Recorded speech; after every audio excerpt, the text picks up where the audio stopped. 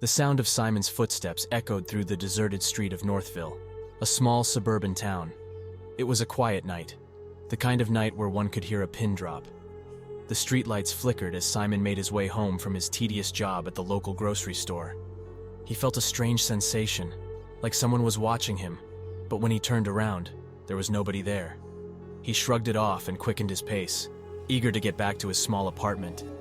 Suddenly, a sharp pain hit the back of his head, and he fell to the ground, everything going black. When he came to, he found himself in a dark and damp room, the pungent stench of decay overwhelming his senses. His hands were tied behind his back, and his mouth was gagged. Simon's heart raced with terror as he heard the door to his prison creak open. A maniac stepped into the room, his identity concealed behind a mask. The maniac held up a knife, the glint of light reflecting off its sharp edge. Simon knew that he was in deep trouble. "I've been watching you, Simon. I know everything about you.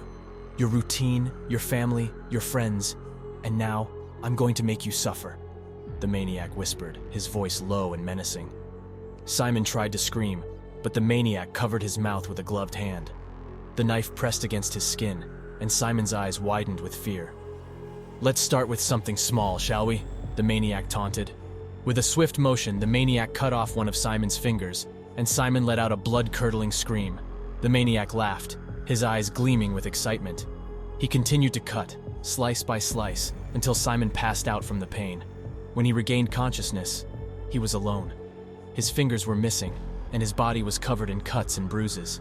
He lay there, helpless and terrified, waiting for the maniac to return. But he never did.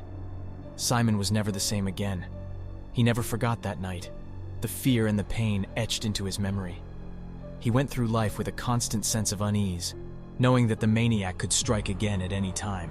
And even though he managed to escape with his life, he was never truly free.